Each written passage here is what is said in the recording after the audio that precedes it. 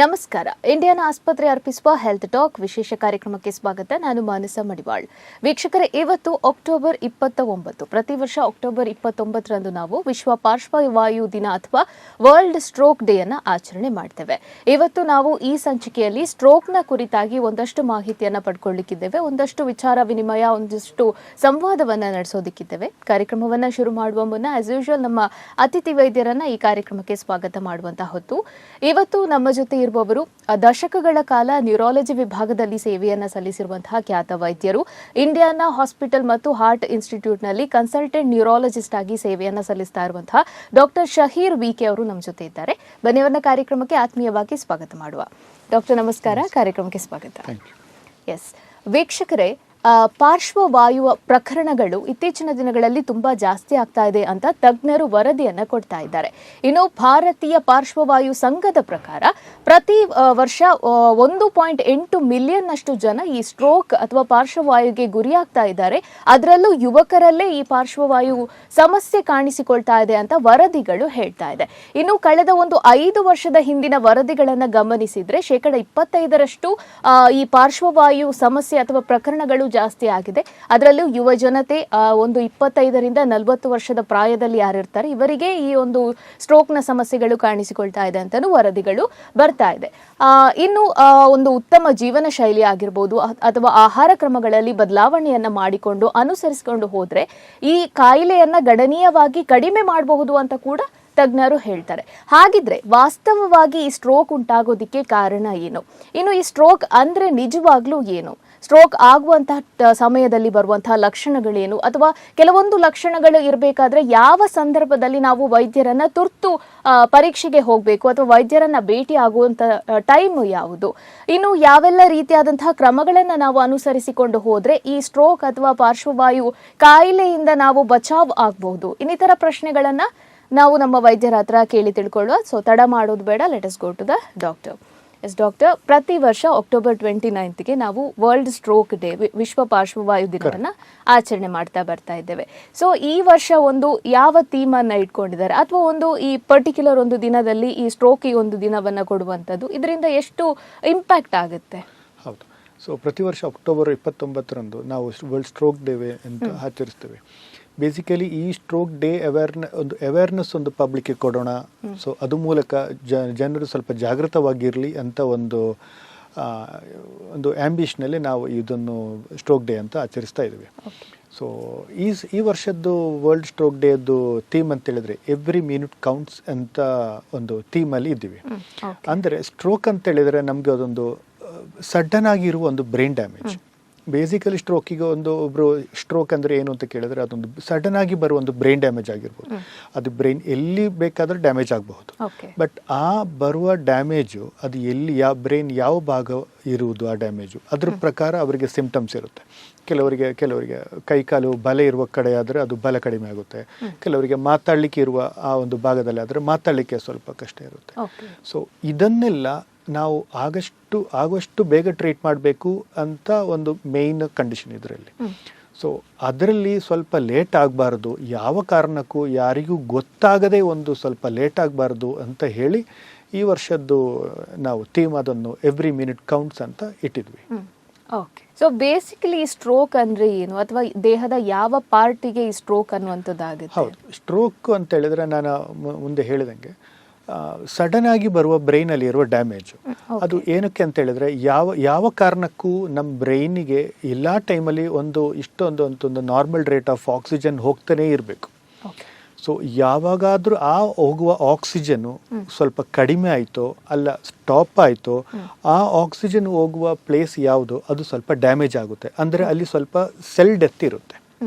So ಬ್ರೈನಲ್ಲಿ ಎಲ್ಲಾದರೂ ಒಂದು ಸ್ವಲ್ಪ ಸೆಲ್ ಡೆತ್ ಅಥವಾ ಸೆಲ್ ಡೆತ್ ಇದು ಸ್ವಲ್ಪ ಮುನ್ಸೂಚನೆ ಏನಾದರೂ ಆಗಿದರೆ ಆ ಕೋಶಕಗಳು ಅದು ಸ್ವಲ್ಪ ವರ್ಕ್ ಆಗೋದು ಸ್ವಲ್ಪ ಕಡಿಮೆ ಆಗುತ್ತೆ. ಆ ಸೆಲ್ಲಿದ್ದು ಕೆಲಸ ಇವಾಗ ಒಂದು ಕೈಯನ್ನು ಬಲ ಕೊಡುವ ಕೆಲಸ ಆದರೆ ಆ ಸೆಲ್ಲು ಡ್ಯಾಮೇಜ್ ಆದರೆ ಆ ಕೈ ವರ್ಕ್ ಆಗಲ್ಲ. ಸೊ ಆ ಸೆಲ್ ಡ್ಯಾಮೇಜ್ ಕಾರಣ ಬರುವ ಕಂಡೀಷನನ್ನು ನಾವು ಸ್ಟ್ರೋಕ್ ಅಂತ ಹೇಳ್ತೀವಿ. ಸೊ ಅದು ಕೆಲವೊಮ್ಮೆ ನಾನು ಹೇಳಿದಂಗೆ ಕೆಲವರಿಗೆ ಅದು ಒಂದು ಕೈಕಾಲು ಬಲ ಕೊಡುವ ಏರಿಯಾ ಆಗಿರಬಹುದು, ಕೆಲವರಿಗೆ ನಾವು ನೋಡುವ ಕಣ್ಣಿದ್ದು ಫಂಕ್ಷನಿಂಗ್ ಇರುವ ಸೆಲ್ಸ್ ಆಗಿರಬಹುದು. ಸೊ ಕೈಕಾಲು ಶಕ್ತಿಯಲ್ಲಿ ಇರಬಹುದು, ಬಟ್ ನೋಡ್ಲಿಕ್ಕೆ ಮಾತ್ರ ಅವರಿಗೆ ಏನು ಕಾಣಲ್ಲ. ಸೊ ಅದು ಯಾವ ಸೆಲ್ಲು ಡ್ಯಾಮೇಜ್ ಆಗಿರೋದು ಅದರದ್ದು ಸಿಂಪ್ಟಮ್ಸ್ ಆ ಥರ ಬರುತ್ತೆ. ಅದು ಬೇಸಿಕಲಿ ಬ್ರೈನ್ ಅಲ್ಲಿ ಇರುವ ಸ್ಟ್ರೋಕ್ ಅಂತ ಹೇಳೋದು. ಓಕೆ, ಸೊ ಈ ಸ್ಟ್ರೋಕ್ ಮತ್ತೆ ಹಾರ್ಟ್ ಅಟ್ಯಾಕ್ ಇದಕ್ಕೇನಾದ್ರೂ ಡಿಫ್ರೆನ್ಸ್ ಇದೆಯಾ? ಹೌದು, ಹಾರ್ಟ್ ಅಟ್ಯಾಕ್ ಮತ್ತು ಸ್ಟ್ರೋಕ್ ಅಂತ ಹೇಳಿದ್ರೆ ಎರಡು ಬೇಸಿಕಲಿ ಬ್ಲಡ್ ಸರ್ಕ್ಯುಲೇಷನ್ ಕಡಿಮೆ ಆಗುವ ಪ್ರೊಸೀಜರ್ ಎರಡು. ಸೊ ಹಾರ್ಟ್ ಅಟ್ಯಾಕ್ ಏನು ಅಂತ ಹೇಳಿದ್ರೆ ಹಾರ್ಟ್ ಅಲ್ಲಿರುವ ಮಸಲ್ಸ್ಗಳದ್ದು ಬ್ಲಡ್ ವೆಸಲ್ಸ್ ಯಾವಾಗ ಅಲ್ಲಿ ಬ್ಲಾಕ್ ಆಗಿಬಿಟ್ಟು ಬ್ಲಡ್ ಸರ್ಕ್ಯುಲೇಷನ್ ಕಡಿಮೆ ಆಗುತ್ತೋ ಆವಾಗ ಅದು ಹಾರ್ಟ್ ಅಟ್ಯಾಕ್ ಅಂತ ಹೇಳ್ತೀವಿ. ಅಂತ ಹೇಳಿದ್ರೆ ಅವರಿಗೆ ಆವಾಗ ಬರುವ ಎದೆ ನೋವು ಅಲ್ಲ, ಒಂದು ಸೈಡ್ ಮಾತ್ರ ಇರುವ ಸ್ವಲ್ಪ ಮರಗಟ್ಟುವ ಫೀಲಿಂಗ್ಸು. ಸೊ ಅದು ಆ ಬ್ಲಡ್ ಸರ್ಕ್ಯುಲೇಷನ್ ಕಡಿಮೆ ಆಗಿಬಿಟ್ಟು ಆ ಹಾರ್ಟಲ್ಲಿ ಹೋಗುವ ಮಸಲ್ಸಿಗೆ ಡ್ಯಾಮೇಜ್ ಆಗುವಾಗ ಬರುವುದು. ಇದೇ ರೀತಿಯಾಗಿ ಪ್ಯಾರಲಲಿ ಸೇಮ್ ಡ್ಯಾಮೇಜ್ ನಮ್ದು ಬ್ರೈನ್ ಅಲ್ಲಿ ಬ್ಲಡ್ ಸರ್ಕ್ಯುಲೇಷನ್ ಕಡಿಮೆ ಆಗಿ ಅದಿವಾಗ ಸ್ಟ್ರೋಕ್ ಇದ್ದು ಯಾವ ಕಾರಣಕ್ಕಾದ್ರೂ ಬ್ಲಡ್ ಸರ್ಕ್ಯುಲೇಷನ್ ಕಡಿಮೆ ಆಗಿ ಬ್ರೈನ್ ಅಲ್ಲಿ ಇರುವ ಸೆಲ್ಸ್ ಡ್ಯಾಮೇಜ್ ಆಯಿತು. ಅದು ಡ್ಯಾಮೇಜ್ ಕಂಪ್ಲೀಟ್ ಇರಬಹುದು, ಅಲ್ಲ ಸ್ವಲ್ಪ 50% ಇರಬಹುದು. ಬಟ್ ಎವ್ರಿ ಮಿನಿಟ್ ಆಕ್ಸಿಜನು ಒಂದು ನಾರ್ಮಲ್ ರೇಟಲ್ಲಿ ಯಾವಾಗಲೂ ಹೋಗ್ತಾನೆ ಇರಬೇಕು. ಅದು ನಾವು ಮಲಗುವಾಗ ಕೆಲಸ ಮಾಡುವಾಗ ಯಾವಾಗಲೂ ಅದು ಹೋಗ್ತಾನೆ ಇರಬೇಕು. ಯಾವಾಗ ಅದು ಅದರದ್ದು ರೇಟ್ ಸ್ವಲ್ಪ ಕಡಿಮೆ ಆಯಿತು, ಅದು ಕಂಪ್ಲೀಟ್ ಕಟ್ ಆಫ್ ಇರಬಹುದು ಬ್ಲಡ್ ಸರ್ಕ್ಯುಲೇಷನ್, ಎಲ್ಸ್ ಸ್ವಲ್ಪ ಕಡಿಮೆ ರೇಟ್ ಇರಬಹುದು. ಬಟ್ ಸೆಲ್ ಡ್ಯಾಮೇಜ್ ಆಯಿತು, ಆ ಸೆಲ್ ವರ್ಕ್ ಆಗೋದಿರುತ್ತೆ. ಆ ಸೆಲ್ಲದ್ದು ಕೆಲಸ ಏನಿತ್ತು ಪ್ರೈಮರಿಲಿ ಅದು ವರ್ಕ್ ಆಗಲ್ಲ. ಅದು ಕೈಕಾಲದ್ದು ಬಲ ಇರ್ಬೋದು, ಕಣ್ಣಿದಿರ್ಬೋದು, ಮಾತಾಡಲಿಕ್ಕೆ ಇರೋ ಶಕ್ತಿ ಇರ್ಬೋದು. ಕೆಲವರಿಗೆ ಇದೇನೂ ಇಲ್ಲ, ಕೆಲವರಿಗೆ ಒಂದು ಕೈಕಾಲು ಸ್ವಲ್ಪ ಮರಗಟ್ಟುವ ಫೀಲಿಂಗ್ಸ್ ಬರುತ್ತೆ. ಅಂದರೆ ಸೆನ್ಸೇಷನಲ್ ಸ್ಟ್ರೋಕ್ಸ್ ಅದು. ಸೊ ಸೆನ್ಸೇಷನ್ದು ವ್ಯತ್ಯಾಸ ಬರುತ್ತೆ. ಸೊ ಇದೆಲ್ಲ ಸಡನ್ ಆಗಿ ಬರೋದು. ಸಡನ್ ಆಗಿ ಬರೋದು ಅಂದರೆ ಅದು ಕಾಲಕ್ರಮೇಣ ಬರುವಂಥ ಡಿಸೀಸ್ ಅಲ್ಲ. ಸೊ ಸಡನ್ ಆಗಿ ಬರೋದು, ಒಂದು ಸೆಕೆಂಡು ಬೇಡ ಅದಕ್ಕೆ. ಸೊ ಅಂಥ ಒಂದು ಕಂಡೀಷನ್ಗೆ ನಾವು ಸ್ಟ್ರೋಕ್ ಅಂತ ಹೇಳ್ತೀವಿ. ಓಕೆ, ಇನ್ನು ಈ ಸ್ಟ್ರೋಕ್ ನಲ್ಲಿ ಬೇರೆ ಕಾಯಿಲೆಗಳಲ್ಲಿರುವ ಹಾಗೆ ವಿಧಗಳು ಬೇರೆ ಬೇರೆ ರೀತಿ ಅಂತ ಏನಾದ್ರೂ ಇದೆಯಾ? ಹೌದು, ಸ್ಟ್ರೋಕ್ ಅಂದ್ರೆ ಎರಡು ರೀತಿಯಲ್ಲಿ ಇದಾವೆ. ಒಂದು ಏನು ಅಂತ ಹೇಳಿದ್ರೆ ರಕ್ತ ಹೆಪ್ಪುಕಟ್ಟೋದು, ಅಂದ್ರೆ ನಾವು ಕ್ಲಾಟ್ ಅಂತ ಹೇಳ್ತೀವಿ. ಸೊ ಅದು ಏನು ಅಂತ ಹೇಳಿದ್ರೆ ನಮ್ದು ಬ್ಲಡ್ ವೆಸಲ್ ಅಲ್ಲಿ ಬ್ಲಡ್ ಹೋಗುವಾಗ ಆ ಬ್ಲಡ್ ವೆಸಲ್ದು ಪ್ಯಾಸೇಜ್ದು ನ್ಯಾರೋ ಆಗ್ತಾ ಹೋಗ್ಬಿಟ್ಟು ಕೆಲವೊಮ್ಮೆ ಅದು ಕಂಪ್ಲೀಟ್ ಆಗಿ ನ್ಯಾರೋ ಆಗುತ್ತೆ, ಅಲ್ಲ ಸ್ವಲ್ಪ ನ್ಯಾರೋ ಆಗುತ್ತೆ. ಸೊ ಎಷ್ಟು ಆ ಡಿಗ್ರಿ ಆಫ್ ನ್ಯಾರೋವಿಂಗ್ ಇದೆ ಅಷ್ಟುದ್ರದ್ದು ಬ್ಲಡ್ ಸರ್ಕ್ಯುಲೇಷನ್ ಸ್ವಲ್ಪ ಕಾಂಪ್ರಮೈಸ್ ಆಗುತ್ತೆ. ಸೊ ಆ ಟೈಮಲ್ಲಿ ಅಲ್ಲಿ ಸ್ವಲ್ಪ ಒಂದು ಕ್ಲಾಟ್ ಆಗುತ್ತೆ. ಸೊ ಈ ಕ್ಲಾಟ್ ಮುಂದೆ ರಕ್ತ ಮುಂದೆ ಹೋಗೋದನ್ನು ಬ್ಲಾಕ್ ಮಾಡುತ್ತವೆ. ಸೊ ಆ ಥರ ಒಂದು ಸಡನ್ ಆಗಿ ಒಂದು ಸೆಲ್ ಡ್ಯಾಮೇಜ್ ಆಗುತ್ತೆ. ಒಂದು ಎರಡನೇದು ಒಂದು ರಕ್ತಸ್ರಾವ ಅಂತ ಹೇಳ್ತೀವಿ ನಾವು, ಅದನ್ನು ಹೆಮರೇಜಿಕ್ ಸ್ಟ್ರೋಕ್ ಅಂತ ಹೇಳ್ತೀವಿ. ಅಂದರೆ ಏನು ಅಂತ ಹೇಳಿದ್ರೆ ಈ ಬ್ಲಡ್ ವೆಸಲ್ಸ್ ಸಡನ್ ಆಗಿ, ಫಾರ್ ಎಕ್ಸಾಂಪಲ್ ಕೆಲವರಿಗೆ BP ಸಡನ್ ಆಗಿ ಜಾಸ್ತಿ ಆಗುತ್ತೆ, ಆ ಟೈಮಲ್ಲಿ ಈ ಬ್ಲಡ್ ವೆಸಲ್ ಹೊಡ್ಕೊಳ್ಳುತ್ತೆ. ಸೊ ಬ್ಲಡ್ ವೆಸಲಲ್ಲಿ ಇರುವ ಬ್ಲಡ್ ಅಲ್ಲಿ ಹೊರಗಡೆ ಬಂದ್ಬಿಟ್ಟು ಅದು ನಾರ್ಮಲ್ ಆಗಿ ಆ ಥರ ಬ್ಲಡ್ ಇರಲ್ಲ. ಸೊ ಆ ಥರ ಹೊಡ್ಕೊಂಡು ಸುತ್ತಮುತ್ತ ಹರಡುತ್ತೆ. ಅದನ್ನು ಹೆಮರೇಜಿಕ್ ಸ್ಟ್ರೋಕ್ ಅಂತ ಅಂತೀವಿ. ಸೊ ಈ ಥರ ಎರಡು, ಒಂದು ಕ್ಲಾಟ್ ಆಗೋದು, ಇನ್ನೊಂದು ಹೆಮರೇಜ್ ಆಗೋದು.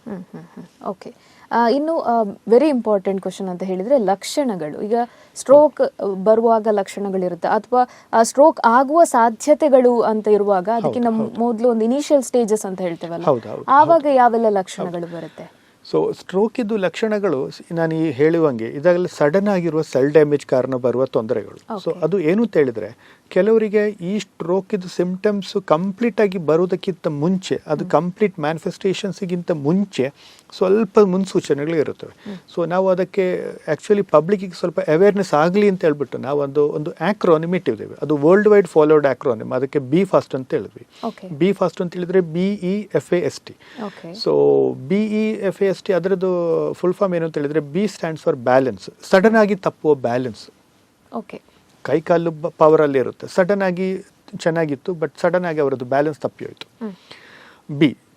E ಫಾರ್ ಐ ಪ್ರಾಬ್ಲಮ್ಸ್, ಅಂದರೆ ಸಡನ್ ಆಗಿ ಅವರಿಗೆ ಕಣ್ಕತ್ತಲೆ ಆಯಿತು, ಅಲ್ಲ ಸಡನ್ ಆಗಿ ಅವರಿಗೆ ವಿಷನ್ ಬ್ಲರ್ ಆಯಿತು.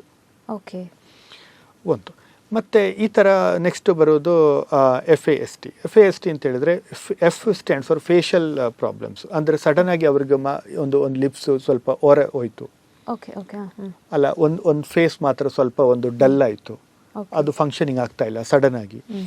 A ಫಾರ್ ಆರ್ಮ್ಸ್ ಅಂದರೆ ಸಡನ್ ಆಗಿ ಒಂದು ಕೈ ವರ್ಕ್ ಆಗ್ತಾ ಇಲ್ಲ. S ಫಾರ್ ಸ್ಪೀಚ್ ಅಂತ ಹೇಳಿದ್ರೆ ಸಡನ್ ಆಗಿ ಒಬ್ಬರಿಗೆ ಚೆನ್ನಾಗಿ ಮಾತಾಡುವವರು ಸಡನ್ ಆಗಿ ಅವರಿಗೆ ಮಾತಾಡ್ತಾ ಒಂದು ಸ್ವಲ್ಪ ಪ್ರಾಬ್ಲಮ್ ಬರ್ತಾ ಇದೆ, ತೊದಲು ಬರ್ತಾ ಇದೆ ಮಾತಾಡುವಾಗ. ಅವರು ಅನಿಸಿದ ಪ್ರಕಾರ ಅವರಿಗೆ ಮಾತಾಡ್ಲಿಕ್ಕೆ ಆಗ್ತಾ ಇಲ್ಲ. Last it stands for T. ಇವೆಲ್ಲ symptoms, T for time. So ಇವೆಲ್ಲ ಸಿಂಪ್ಟಮ್ಸ್ ಬಂದರೆ ಅದು ಹೇಳುವುದಂತ ಹೇಳಿದ್ರೆ ಅವರಿಗೆ ಸ್ಟ್ರೋಕ್ ಆಗ್ತಾ ಇದೆ ಆರ್ ಇದೆಲ್ಲ ಸ್ಟ್ರೋಕ್ ಇದು ಮುನ್ಸೂಚನೆಗಳು. So T stands for time. ಆ ಟೈಮಿಗೆ ಆ್ಯಕ್ಟ್ ಮಾಡಿ, ಅಂದರೆ ಡೋಂಟ್ ಡಿಲೇ. ಅದು ಸ್ವಲ್ಪ ಕೆಲವರಿಗೆ ಮಾತಾಡುವಾಗ ತೊದಲು ಬಂದರೆ ಅದೇನಿರಲ್ಲ, ನೋಡೋಣ, ಕೈಕಾಲು ಶಕ್ತಿ ಇದೆ. So they tend to neglect all those symptoms. So ಈ ಮುನ್ಸೂಚನೆಗಳು ಬರುವಾಗ you should not delay, it is the time to act ಅಂತ. ಸೊ ಅದಕ್ಕೆ ಬಿ ಫಾಸ್ಟ್ ಅಂತ ಆಕ್ರೋನಿಮ್ ವರ್ಲ್ಡ್ ವೈಡ್ ಫಾಲೋ ಮಾಡ್ತಾ ಇರುವ ಆಕ್ರೋನಿಮ್ ಅದೊಂದು. ಸೊ ಇದೆಲ್ಲ ಒಂದು ಮುನ್ಸೂಚನೆಗಳು ಸ್ಟ್ರೋಕ್ ಇದ್ದು. ಓಕೆ, ಇವಾಗ ನೀವು ಬಿ ಫಾಸ್ಟ್ ಅಂತ ಏನು ಹೇಳಿದ್ರಲ್ಲ, ಇದರಲ್ಲಿರುವಂತಹ ಎಲ್ಲಾ ಲಕ್ಷಣಗಳು ಕಂಡ್ರೆ ಮಾತ್ರವಾ ಅಥವಾ ಯಾವುದಾದ್ರೂ ಒಂದು? ಉದಾಹರಣಕ್ಕೆ ನಾನು ಹೇಳಿದಂಗೆ ಬಿ ಫಾಸ್ಟ್ ಅಲ್ಲಿ ಬಿ ಬ್ಯಾಲೆನ್ಸಿಗೆ ಇರುವಂಗೆ ನಮಗೆ ಕೈ ಕಾಲದ ಶಕ್ತಿಯಲ್ಲೇ ಇರುತ್ತೆ, ಕಣ್ಣೆಲ್ಲ ಸರಿಯಾಗಿ ಕಾಣ್ತಾ ಉಂಟು, ಮಾತಾಡ್ಲಿಕ್ಕೆಲ್ಲ ಆಗ್ತಾ ಉಂಟು. ಬಟ್ ಅವರಿಗೆ ಒಂದು ಹೆಜ್ಜೆ ಇಡಲಿಕ್ಕೆ ಆಗ್ತಾ ಇಲ್ಲ. ಅವರಿಗೆ ಒಂದು ಹೆಜ್ಜೆ ಇಡುವಾಗ ಸಡನ್ ಆಗಿ ಒಂದು ಬಂದು ಬ್ಯಾಲೆನ್ಸ್ ಇಶ್ಯೂ ಕಾರಣ ಅವರಿಗೆ ನಡಿಲಿಕ್ಕೆ ಆಗಲ್ಲ. ಸೊ ಅಲ್ಲೇ ಅವರು ನಿಲ್ಬೇಕು, ಅಲ್ಲೇ ಕೂತ್ಕೊಳ್ಬೇಕು, ಅಲ್ಲೇ ಮಲಗಬೇಕು. ಅದೊಂದು ಸಡನ್ ಆಗಿ ಬಂದು ಬ್ಯಾಲೆನ್ಸ್ ಇಶ್ಯೂ. ಸೊ ಎಲ್ಲ ಇಶ್ಯೂಸ್ ಬೇಕು ಅಂತ ಹೇಳಿದ್ದಾರೆ. ಯಾವುದಾದ್ರೂ ಒಂದು ಇಶ್ಯೂ ಬಂದ್ರೂ ಇಟ್ ಸೇಯಿಂಗ್ ದಟ್ ಎಲ್ಲೋ ಒಂದು ಬ್ರೈನಲ್ಲಿ ಎಲ್ಲೋ ಒಂದು ಸೆಲ್ ಡ್ಯಾಮೇಜ್ ಆಗ್ತಾ ಇದೆ. May be cell damage complete ಆಗಿರಲ್ಲ, ಆರ್ ಎಲ್ಸ್ ಸ್ವಲ್ಪ ಆಗಿರಬಹುದು. ಬಟ್ ಇದೆಲ್ಲ ಒಂದು ಸ್ವಲ್ಪ ಒಂದು ಮುನ್ಸೂಚನೆ, ಅಂದರೆ ಅರ್ಲಿಸ್ಟ್ ಆಗಿ ನಾವು ಸ್ವಲ್ಪ ಅದನ್ನು ಗಮನ ಕೊಡಬೇಕು ಅಂತ ಒಂದು ಅರ್ಥ ಅದರದ್ದು. ಓಕೆ, ಇನ್ನು ರಿಸ್ಕ್ ಫ್ಯಾಕ್ಟರ್ಸ್ ಅನ್ನು ನೋಡೋದಾದ್ರೆ? Correct. So risk factors for stroke ಅಂದರೆ ಮೇನ್ಲಿ ನಮಗೆ ಎಲ್ಲರಿಗೂ ಗೊತ್ತಿರುವಂಗೆ ಶುಗರು, ಬಿ ಪಿ ಅಂತ ಹೇಳಿದ್ರು ಎಲ್ರಿಗೂ ಗೊತ್ತಿರುವುದೇ. ಸೊ ಇವಾಗ ಏಜ್ ಆಗುವಂಗೆ ಶುಗರ್, ಬಿ ಪಿ ಕಾಯಿಲೆಗಳು ಸಾಧಾರಣವಾಗಿ ಎಲ್ರಿಗೂ ಕಂಡು ಬರುತ್ತೆ. ಅದೊಂದು ಡೆಫಿನೆಟ್ಲಿ ರಿಸ್ಕ್ ಫ್ಯಾಕ್ಟರ್ಸ್. ಬಟ್ ನಾವು ಕಾಮನ್ ಆಗಿ ರಿಸ್ಕ್ ಫ್ಯಾಕ್ಟರ್ಸ್ ಅವನ್ನು ಪ್ರಿವೆಂಟೇಬಲ್ ಮತ್ತು ನಾನ್ ಪ್ರಿವೆಂಟಿವ್ ಅಂತ. ಫಾರ್ ಎಕ್ಸಾಂಪಲ್ ಏನು ಅಂತ ಹೇಳಿದ್ರೆ ನಮಗೆ ಏಜ್ ಇವಾಗ ನಮಗೆ ಒಂದು ಯೂಶ್ವಲಿ ನಮಗೆ ಸ್ಟ್ರೋಕನ್ನು 55-60 ಇಯರ್ಸ್ ಅಂತ ತಗೊಳ್ತೀವಿ. 55-60 ಇಯರ್ಸ್ ಆದಮೇಲೆ ಸ್ಟ್ರೋಕ್ ಬರುವ ಚಾನ್ಸಸ್ಸು ಸ್ವಲ್ಪ ಜಾಸ್ತಿನೇ. ಅದೇ ರೀತಿ 40 or 45 ಇರುವಾಗ ಸ್ಟ್ರೋಕ್ ಬರೋದು ಸ್ವಲ್ಪ ಸಾಧಾರಣ ಅಲ್ಲ. ಸೊ ಒಂದು 55-60 ಆದಮೇಲೆ ನಮ್ಗೆ ಅದೊಂದು ಸ್ಟ್ರೋಕ್ ಬರೋದು ಏನೂ ಮಾಡಲಿಕ್ಕಾಗಲ್ಲ. ಅದು that's not a preventable, like we can't deny our age. ಅದೇ ರೀತಿ so we can't do anything for that factor. ಅದನ್ನು ಇಟ್ಸ್ ನಾನ್ ಪ್ರಿವೆಂಟೇಬಲ್. ಪ್ರಿವೆಂಟೇಬಲ್ ಏನು ಅಂತ ಹೇಳಿದ್ರೆ B P, sugar, cholesterol, lifestyle habits. B P ಮತ್ತು sugar, cholesterol ಯಾರಿಗೆ ಗೊತ್ತಿರೋದಂಗೆ.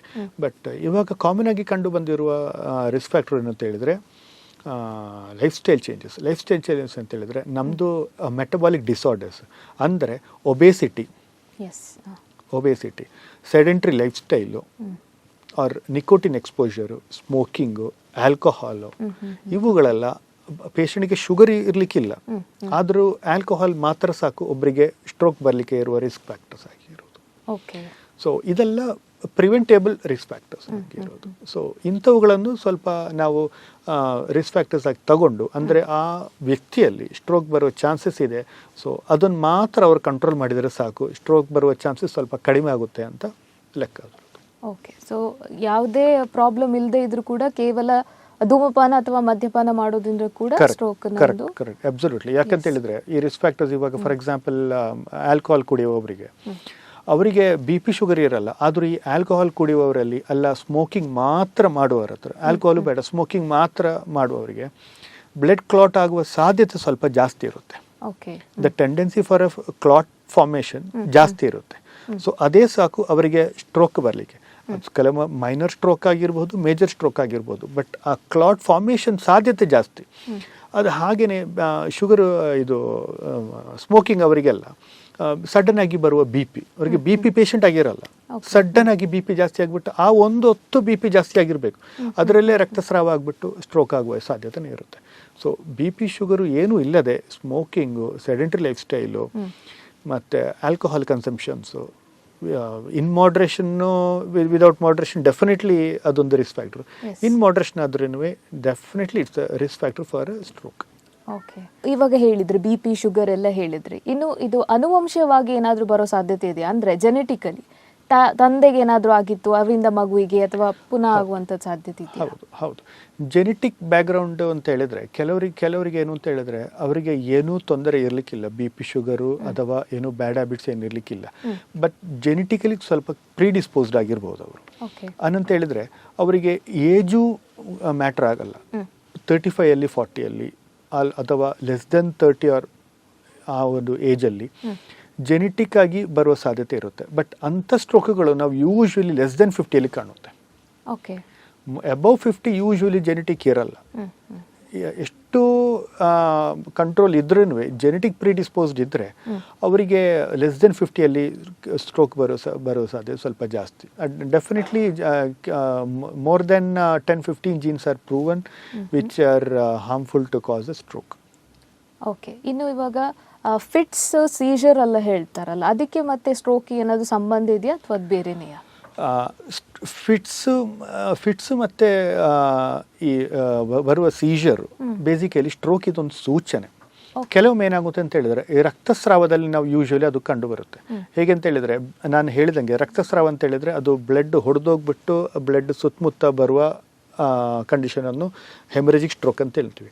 So ಆವಾಗ ಅವರಿಗೆ ಮಾತಾಡಲಿಕ್ಕೂ ಶಕ್ತಿ ಇರುತ್ತೆ, ಕೈಕಾಲು ಅಲುಗಾಡಿಸ್ಲಿಕ್ಕೂ ಶಕ್ತಿ ಇರುತ್ತೆ, ಸಡನ್ ಆಗಿ ಫಿಟ್ಸ್ ಬರುತ್ತೆ. ಅದು ಅಂತ ಹೇಳಿದ್ರೆ ನಾರ್ಮಲ್ ಅಲ್ಲಿ ಇಲ್ಲದೆ ಇರುವ ಬ್ಲಡ್ ಅದೆಲ್ಲ ನಾರ್ಮಲ್ ಬ್ರೈನ್ ಅನ್ನು ಇರಿಟೇಟ್ ಮಾಡಿಬಿಟ್ಟು ಆ ಇರಿಟೇಷನ್ ಕಾರಣ ಬರುವ ಒಂದು ಮ್ಯಾನಿಫೆಸ್ಟೇಷನ್ ಫಿಟ್ಸ್ ತರ. ಸೊ ಅದು ಫಿಟ್ಸ್ ತರ ಬರುತ್ತೆ. ನೋಡ್ಲಿಕ್ಕೆ ಒಬ್ಬರಿಗೆ ಸಡನ್ ಆಗಿ ಫಿಟ್ಸ್ ಬಂತು ಅಂತ, ಬಟ್ ನಾವು ಅದನ್ನು ಡೀಟೇಲ್ ಆಗಿ ನೋಡುವಾಗ ಅದು ಆಕ್ಚುಲಿ ಸ್ಟ್ರೋಕ್ ಕಾರಣ ಬಂದಿರುವ ಫಿಟ್ಸ್ ತರ ಇರುತ್ತೆ. ಆ ಪೇಷಂಟ್ ಎಪಿಲೆಪ್ಸಿ ಪೇಷಂಟ್ ಅಥವಾ ಸೀಜರ್ ಫಿಟ್ಸ್ ಪೇಷಂಟ್ ಅಲ್ಲ, ಆ ಬಂದ ಸ್ಟ್ರೋಕ್ ಇದ್ದು ಒಂದು ಲಕ್ಷಣ ಮಾತ್ರ ಫಿಟ್ಸ್. ಅಂಥ ಪೇಷಂಟ್ಸ್ ಅನ್ನು ನಾವು ಫಿಟ್ಸ್ ಇದ್ದು ಟ್ರೀಟ್ಮೆಂಟ್ ಮಾತ್ರ ಅಲ್ಲದೆ ಸ್ಟ್ರೋಕ್ ಇದ್ದು ಟ್ರೀಟ್ಮೆಂಟ್ ಕೊಟ್ಟರೆ ಈ ಫಿಟ್ಸು ಕಂಟ್ರೋಲ್ ಆಗುತ್ತೆ ಮತ್ತು ಮುಂದೆ ಬರುವ ಸ್ಟ್ರೋಕ್ ಅನ್ನು ನಮಗೆ ತಡೆಗಟ್ಟಬಹುದು. ಓಕೆ, ಇವಾಗ ಒಂದು ಇಂಪಾರ್ಟೆಂಟ್ ವಿಷಯ ಅಂತ ಹೇಳಿದ್ರೆ ಒತ್ತಡ, ಟೆನ್ಷನ್ ಆಗಿರ್ಬೋದು, ಪ್ರೆಷರ್ ಆಗಿರ್ಬೋದು. ಮಕ್ಕಳಿಂದ ಹಿಡಿದು ಈಗ ಸ್ಕೂಲಲ್ಲಿ ಹೋಮ್ವರ್ಕ್ ಕೊಟ್ಟರು ಅಂತ ಟೆನ್ಷನ್ ಮಾಡುವಂತ ಮಕ್ಕಳಿದ್ದಾರೆ, ತುಂಬಾ ತಲೆಗೆ ತಗೊಳ್ತಾರೆ. ಇನ್ನು ಕಾರ್ಪೊರೇಟ್ ಲೆವೆಲ್ IT-BT ಕಂಪನಿಗಳಲ್ಲಂತೂ ಹೇಳೋದೇ ಬೇಡ, ಅವರಿಗೆ ಡಿಪ್ರೆಷನ್, ಪ್ರೆಷರ್ ಅದೆಲ್ಲ ಇರುವಂತದ್ದು. ಸೊ ಒತ್ತಡ ಮತ್ತೆ ಸ್ಟ್ರೋಕ್ಗೆ ಏನಾದ್ರು ಸಂಬಂಧ ಇದೆಯಾ? ಹೌದು, ಒತ್ತಡ ಮತ್ತೆ ಸ್ಟ್ರೋಕ್ಗೆ ರಿಲೇಷನ್ ಅಂತ ಹೇಳಿದ್ರೆ ಇವೆಂಚುವಲಿ ಎಲ್ಲ ಈ ತರ ಇದೆಲ್ಲ ಒಂದು ಸ್ಟ್ರೆಸ್ಸರ್ಸ್. ಬೇಸಿಕಲಿ ಒಂದು ಟೆನ್ಷನ್ ಇರಬಹುದು, ಡಿಪ್ರೆಷನ್ ಇರಬಹುದು, ಅದು ಯಾವುದಿದ್ರೂ ಇದೆಲ್ಲ ಒಂದು ಸ್ಟ್ರೆಸ್ಸರ್ಸ್ ಸ್ಟ್ರೋಕಿಗೆ. ಅಂಥವುಗಳಲ್ಲಿ ಏನಾಗುತ್ತೆ ಅಂತ ಹೇಳಿದ್ರೆ ನಮ್ಮದು ಕೊಲೆಸ್ಟ್ರಾಲ್ ಡೆಪೋಸಿಷನ್ ಸ್ವಲ್ಪ ಜಾಸ್ತಿ ಇರುತ್ತೆ. ಫಾರ್ ಎಕ್ಸಾಂಪಲ್ ಕೆಲವು ಶುಗರ್ ಪೇಷಂಟ್ಸ್ಗೆ ಏನಂತ ಹೇಳಿದ್ರೆ ಊಟದಲ್ಲಿ ಚೆನ್ನಾಗಿ ಕಂಟ್ರೋಲ್ ಇರುತ್ತೆ, ಟ್ಯಾಬ್ಲೆಟ್ಸ್ ಎಲ್ಲ ಸರಿಯಾಗಿ ತಗೊಳ್ತಾ ಇರ್ತಾರೆ, ಬಟ್ ಟೆನ್ಷನ್ ಮಾತ್ರ ಸಾಕು ಅವರದ್ದು ಶುಗರ್ ಲೆವೆಲ್ ಜಾಸ್ತಿ ಆಗಲಿಕ್ಕೆ. ಎಲ್ಲ ಕರೆಕ್ಟ್ ಇರುತ್ತೆ, ಇದು ಮಾತ್ರ ಒಂದು ಕಾರಣಕ್ಕೆ ಅವರಿಗೆ ಶುಗರ್ ಲೆವೆಲ್ ಸ್ವಲ್ಪ ಜಾಸ್ತಿ ಇರುತ್ತೆ. ಸೊ ಆವಾಗ ಏನಾಗುತ್ತೆ ಅಂತ ಹೇಳಿದ್ರೆ ನಾನು ಮುಂಚೆ ಹೇಳಿದಂಗೆ ಇಂಥ ಪೇಷಂಟ್ಸ್ಗಳಲ್ಲಿ ಅವರ ದೇಹದಲ್ಲಿ ರಕ್ತ ಹೆಪ್ಪುಕಟ್ಟುವ ಚಾನ್ಸಸ್ ಸ್ವಲ್ಪ ಜಾಸ್ತಿ ಇರುತ್ತೆ. BP ಇಲ್ಲ, ಶುಗರ್ ಇಲ್ಲ, ಕೊಲೆಸ್ಟ್ರಾಲ್ ಎಲ್ಲ ನಾರ್ಮಲಿ ಇರಬಹುದು, ಬಟ್ ಕ್ಲಾಟ್ ಫಾರ್ಮೇಷನ್ ಸಾಧ್ಯತೆ ಸ್ವಲ್ಪ ಜಾಸ್ತಿ ಇರುತ್ತೆ ಅವರದಲ್ಲಿ. ಅದು ಮಾತ್ರ ಅಲ್ಲ, ಅಂಥವ್ರುಗಳಲ್ಲಿ ಏನು ಅಂತ ಹೇಳಿದ್ರೆ ಹಾರ್ಟ್ ರೇಟ್ ಯಾವಾಗಲೂ ಫ್ಲಕ್ಚುಯೇಟ್ ಆಗ್ತಾ ಇರುತ್ತೆ, BP ಫ್ಲಕ್ಚುಯೇಷನ್ಸ್ ಇರುತ್ತೆ. ಸೊ ಈ ಸ್ಟ್ರೋಕ್ ಬರಲಿಕ್ಕೆ ನಾನು ಮುಂದೆ ಹೇಳಿದಂಗೆ ಒಂದು ಸೆಕೆಂಡ್ ಸಾಕು, ಸಡನ್ ಆಗಿ ಬರೋದು. ಆ ಸಡನ್ ಆಗಿ ಬರುವ ಒಂದು BP ಫ್ಲಕ್ಚುಯೇಷನ್ ಅಲ್ಲಿ ಸ್ಟ್ರೋಕ್ ಆಗುತ್ತೆ. ಸೊ ಇಂಥ ಒತ್ತಡಗಳಲ್ಲೆಲ್ಲ ಅಂಥ ಒಂದು ಕಾಮನ್ ಆಗಿ ಸ್ಟ್ರೋಕ್ ನಾವು ಕೆಲವೊಮ್ಮೆ ಕಂಡು ಬರುತ್ತೆ. ಇನ್ನೊಂದು ಡೌಟ್, ಈಗ ಯೂಶುವಲಿ ಏನಾದರೂ ಬೇಜಾರದ ಸಂಗತಿ ಏನಾದರೂ ಕೇಳಿದ್ರೆ ಸಡನ್ ಹಾರ್ಟ್ ಅಟ್ಯಾಕ್ ಆಗುತ್ತೆ ಅಂತೆಲ್ಲ ನಾವು ಕೇಳ್ತೀವಲ್ಲ, ಅದೇ ರೀತಿ ಸ್ಟ್ರೋಕ್ ಆಗೋ ಸಾಧ್ಯತೆ? ಹೌದು. ಅದು ಯಾಕಂತ ಹೇಳಿದ್ರೆ ಸಡನ್ ಆಗಿ ನೀವು ಹೇಳಿದಂಗೆ ಸಡನ್ ಆಗಿ ಏನಾದರೂ ಬೇಜಾರಾಗೋ ಸಂಗತಿ ಏನಾದರೂ ಕೇಳಿದ್ರೆ ನಮಗೆ ಕೂಡಲೇ ಬರುವ ಫ್ಲಕ್ಚುಯೇಷನ್ ಆಫ್ ಹಾರ್ಟ್ ರೇಟ್ ಮತ್ತು BP, ಆವಾಗ ಏನಾಗುತ್ತೆ ಹೇಳಿದ್ರೆ ನಾನು ಮುಂದೆ ಹೇಳಿದಂಗೆ ಬ್ರೈನಿಗೆ ಹೋಗುವ ಬ್ಲಡ್ ಸರ್ಕ್ಯುಲೇಷನಲ್ಲಿ ಸ್ವಲ್ಪ ಫ್ಲಕ್ಚುಯೇಷನ್ ಇರುತ್ತೆ. ಆವಾಗ ಸ್ವಲ್ಪ ಕಡಿಮೆ ಹೋಗಿರಬಹುದು, ಅಲ್ಲ ಆವಾಗ ಏನಾದರೂ ಚಿಕ್ಕ ಕ್ಲಾಟ್ ಏನಾದರೂ ಎಲ್ಲಾದರೂ ಒಂದು ಕುತ್ತಿಗೆಲ್ಲ ಏನಾದರೂ ಇಟ್ಕೊಂಡು ಅದು ಬ್ರೈನಿಗೆ ಹೋಗಿರಬಹುದು, ಸಿಕ್ಕದೇ ಇರ್ಬೋದು. ಬಟ್ ಆ ಒಂದು ಕಾರಣ ಏನು ಅಂತ ಹೇಳಿದ್ರೆ ಅವರಿಗೆ ಸಡನ್ ಆಗಿ ಆ ಒಂದು ಫ್ಲಕ್ಚುಯೇಷನ್ ಬಂತು ಸರ್ಕ್ಯುಲೇಷನಲ್ಲಿ. ಆ ಸರ್ಕ್ಯುಲೇಷನಲ್ಲಿ ಬರುವ ಇಶ್ಯೂ ಕಾರಣ ಅವರಿಗೆ ಸಡನ್ ಆಗಿ ಹಾರ್ಟ್ ಅಟ್ಯಾಕ್ ಮತ್ತು ಸ್ಟ್ರೋಕ್ ಕಾಮನ್ ಆಗಿ ಕಂಡು ಬರುತ್ತೆ. ಅಂದ್ರೆ ಇದು ಮಕ್ಕಳಲ್ಲಿ ಕಂಡು ಬರುತ್ತಾ ಸ್ಟ್ರೋಕ್ ಆಗುವಂಥದ್ದು? ಮಕ್ಕಳಲ್ಲೂ ನಾವು ಸ್ಟ್ರೋಕ್ ಕಂಡು ಬರುತ್ತೆ. ಈವನ್ 1 year ಆಫ್ ಬೇಬಿಯಲ್ಲೂ ನಮಗೆ ಸ್ಟ್ರೋಕ್ ಇರಬಹುದು. ಹೌದು. ಸೊ ಅದು ಹೇಗೆ ಅಂತ ಹೇಳಿದ್ರೆ ನಮ್ಮದು ಈ ಎಲ್ಡರ್ಲಿ ಪಾಪ್ಯುಲೇಷನ್ನಲ್ಲಿ ಬರುವ ಸ್ಟ್ರೋಕ್ ಥರಲ್ಲ, ಪೀಡಿಯಾಟ್ರಿಕ್ ಸ್ಟ್ರೋಕ್ ಅಂತ ಹೇಳಿದ್ರೆ ಅದು ಅದರದ್ದು ರಿಸ್ಕ್ ಫ್ಯಾಕ್ಟರ್ಸು, ಅದರದ್ದು ಮ್ಯಾನೇಜ್ಮೆಂಟು ಎಲ್ಲ ಮ್ಯಾನೇಜ್ಮೆಂಟ್ ಆಲ್ಮೋಸ್ಟ್ ಸೇಮ್ ಇರುತ್ತೆ, ಬಟ್ ರಿಸ್ಕ್ ಫ್ಯಾಕ್ಟರ್ಸು ಬದಲಾವಣೆ ಇರುತ್ತೆ. ಹೇಗೆ ಅಂತ ಹೇಳಿದ್ರೆ ಕೆಲವರು ಈ ಮಕ್ಕಳಲ್ಲಿ ಇರುವ ಸ್ಟ್ರೋಕ್ ಕಾರಣ ಮುಖ್ಯವಾಗಿ ಏನು ಅಂತ ಹೇಳಿದ್ರೆ ಅವರಲ್ಲಿ ಇರುವ ಬ್ಲಡ್ ವೆಸಲ್ಸಲ್ಲಿ ಇರುವ ತೊಂದರೆ ಕಾರಣ ಇರಬಹುದು. ಓಕೆ, ಕೆಲವು ಇನ್ಫೆಕ್ಷನ್ಗಳೇ ಸಾಕು ಸ್ಟ್ರೋಕ್ ಮಾಡಲಿಕ್ಕೆ. ಅವರಿಗೆ ಬಿ ಪಿ ಶುಗರ್ ಅಂಥದ್ದೇನಿರಲ್ಲ, ಒಂದು ಚಿಕ್ಕ ಒಂದು ಇನ್ಫೆಕ್ಷನ್ ಆಗಿರ್ಬೋದು ಸ್ಟಾರ್ಟಿಂಗಿಗೆ, ಅದು ಸ್ವಲ್ಪ ಫ್ಲೇರ್ ಅಪ್ ಆಗಿಬಿಟ್ಟು ಆ ಇನ್ಫೆಕ್ಷನ್ನೇ ಸಾಕು ಆ ಬ್ರೈನಲ್ಲಿ ಇರುವ ಬ್ಲಡ್ ಸರ್ಕ್ಯುಲೇಷನ್ ಸ್ವಲ್ಪ ಫ್ಲಕ್ಚುಯೇಟ್ ಮಾಡಲಿಕ್ಕೆ, ಇವೆನ್ಚುಯಲಿ ಅದೊಂದು ಸ್ಟ್ರೋಕ್ ಆಗಲಿಕ್ಕೆ ಒಂದು ಸಾಧ್ಯತೆ ಇದೆ. ಮಕ್ಕಳಲ್ಲಿ ಕೂಡ ಸ್ಟ್ರೋಕ್ ಬರುವಂಥದ್ದು. ಓಕೆ, ಇನ್ನು ಪುರುಷರು ಮತ್ತು ಮಹಿಳೆಯರಲ್ಲಿ ಏನಾದರೂ ಡಿಫ್ರೆನ್ಸ್ ಇದೆಯಾ ಅವರಿಗೆ ಸ್ಟ್ರೋಕ್ ಆಗುವುದರಲ್ಲಿ? ಹೌದು ಹೌದು. ಹೇಗಂತ ಹೇಳಿದ್ರೆ ನಮ್ಮದು ಪುರುಷರಲ್ಲಿ ಸ್ವಲ್ಪ ರಿಸ್ಕ್ ಫ್ಯಾಕ್ಟರ್ಸ್ ಸ್ವಲ್ಪ ಜಾಸ್ತಿನೇ ಇರುತ್ತೆ. ಒಂದು ಯಾಕಂತ ಹೇಳಿದ್ರೆ ಅಬೌವ್ 50-55 ಅಂತ ಹೇಳಿದ್ರೆ ಅದರಸ್ಕ್ಲೆರೋಟಿಕ್ ಡೆಪೋಸಿಷನ್ಸ್ ನಮ್ಮ ಬ್ಲಡ್ ವೆಸಲ್ಸ್ ಇಲ್ಲ. ನಮ್ಮದು ಮೇಜರ್ ಬ್ರೈನಿಗಿರೋ ಮೇಜರ್ ಬ್ಲಡ್ ವೆಸಲ್ಸ್ ಇರೋದು ಕುತ್ತಿಗೆದಲ್ಲಿ, ನಾವು ಕೆರೋಟಿಡ್ ಆರ್ಟರಿ ಮತ್ತು ವರ್ಟಿಬ್ರಲ್ ಆರ್ಟರಿ ಅಂತ ಹೇಳ್ತೀವಿ. ಅಂದರೆ ಮುಂದೆ ಇರುವುದು ಮತ್ತು ಹಿಂದೆ ಇರೋದು. ಸೊ ಬ್ರೈನಿಗೆ 2 ರೀತಿಯಲ್ಲಿ ಬ್ಲಡ್ ವೆಸಲ್ಸ್ ಹೋಗ್ತಾ ಇರುತ್ತೆ. ಇವುಗಳಲ್ಲಿ ಕೊಲೆಸ್ಟ್ರಾಲ್ ಡೆಪೋಸಿಷನ್ಸು ಸ್ವಲ್ಪ ಜಾಸ್ತಿ ಇರುತ್ತೆ ಪ್ರಿಡಿಸ್ಪೋಸ್ ಮೇಲ್ಸಲ್ಲಿ. ಸೊ ಅಂಥದ್ದು ಕಾರಣ ಅವರಿಗೆ ಬ್ಲಡ್ ಸರ್ಕ್ಯುಲೇಷನ್ ಕಾಂಪ್ರಮೈಸ್ ಆಗೋದು ಸ್ವಲ್ಪ ಸಾಧಾರಣವಾಗಿ ಕಂಡುಬರುತ್ತೆ. ಓಕೆ, ಹಾಗಿದ್ರೆ ಪುರುಷರಲ್ಲಿ ಜಾಸ್ತಿ ಇರ್ಬೋದು ಅಂತ. ಕರೆಕ್ಟ್.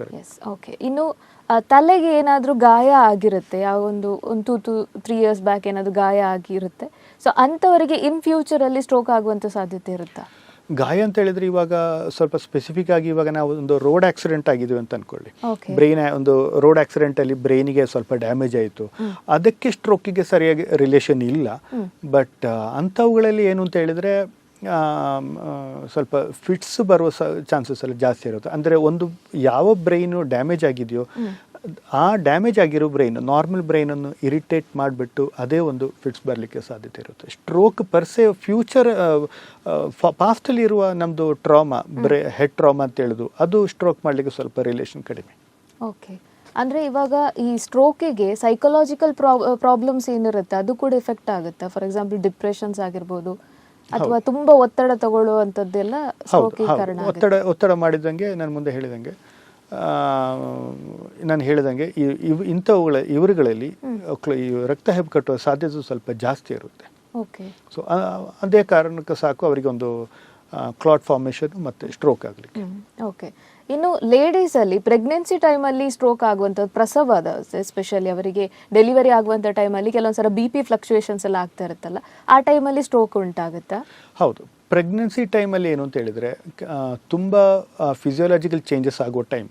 ಫಾರ್ ಎಕ್ಸಾಂಪಲ್ ಪ್ರೆಗ್ನೆನ್ಸಿಯಲ್ಲಿ ನಾವು ಇವಾಗ ಅದೊಂದು 3 ಡಿವೈಡ್ ಮಾಡ್ತೀವಿ ನಾವು, ಫಸ್ಟ್ ಟ್ರೈಮಸ್ಟ್ರು, ಸೆಕೆಂಡ್ ಟ್ರೈಮಸ್ಟ್ರು, ಥರ್ಡ್ ಟ್ರೈಮಸ್ಟ್ರು. ಸೊ ಈ 3 ಟೈಮಲ್ಲೂ ಬಾಡಿಯಲ್ಲಿ ಉಂಟಾಗುವ ಫಿಸಿಯಾಲಜಿಕಲ್ ಚೇಂಜಸ್ ಅಂದರೆ ಸಾಧಾರಣವಾಗಿ ಇರುವ ಚೇಂಜಸ್ಸು ಕೆಲವೊಮ್ಮೆ ಸ್ಟ್ರೋಕಿಗೆ ರಿಸ್ಕ್ ಫ್ಯಾಕ್ಟರ್ಸ್ ಆಗಿ ಆಗುತ್ತೆ. ಹೇಗಂತ ಹೇಳಿದರೆ ಫಾರ್ ಎಕ್ಸಾಂಪಲ್ ನಮಗೆ ಬಿ ಪಿ ಪ್ರೆಗ್ನೆನ್ಸಿಯಲ್ಲಿ ಇರುವ ಬಿ ಪಿ ಅಂತ ಹೇಳಿದರೆ ನಾರ್ಮಲ್ ಇರ್ತಾರಲ್ಲ, ನಾರ್ಮಲ್ ಸ್ವಲ್ಪ ನಮಗೊಂದು 20-30 ಯೂನಿಟ್ಸ್ ಸ್ವಲ್ಪ ಟಾಲರೇಟ್ ಮಾಡಬಹುದು ಒಬ್ಬರಿಗೆ. ಇವಾಗ 120-80 ನಾವೇನು ನಾರ್ಮಲ್ ಅಂತ ಹೇಳ್ತೀವಿ, ಆರ್ 140 to 120 ಮೇಲಿದ ರೀಡಿಂಗು, ಕೆಳಗಡೆ ಅದು 80 to 90 ನಾರ್ಮಲ್ ಬಿ ಪಿ ಅಂತ ಹೇಳಿದರೆ, ಪ್ರೆಗ್ನೆನ್ಸಿಯಲ್ಲಿ ಸ್ವಲ್ಪ ಒಂದು 10-20 ಜಾಸ್ತಿ ಆದ್ರೂ ನಾವು ಅದನ್ನು ಸ್ವಲ್ಪ ಗಮನ ಕೊಡ್ತೀವಿ. ನಾರ್ಮಲ್ ವ್ಯಕ್ತಿಗೆ 10-20 ಟಾಲರೇಟ್ ಮಾಡಬಹುದು. ಬಟ್ ಪ್ರೆಗ್ನೆನ್ಸಿಯಲ್ಲಿ ಇಂಥ ಫಿಸಿಯಾಲಜಿಕಲ್ ಚೇಂಜಸ್ಸು ಅದರದ್ದು ಮೇಲೆ ನಾನು ಹೇಳಿದಂಗೆ 10-20 ಜಾಸ್ತಿ ಬಿ ಪಿ ಆಗೋದು, ಅವುಗಳೆಲ್ಲ ಸ್ವಲ್ಪ ಜಾಗೃತ ಆಗಿರಬೇಕು, ಅದರಲ್ಲೊಂದು ಸ್ಟ್ರೋಕ್ ಆಗಲಿಕ್ಕೆ ಸಾಕು.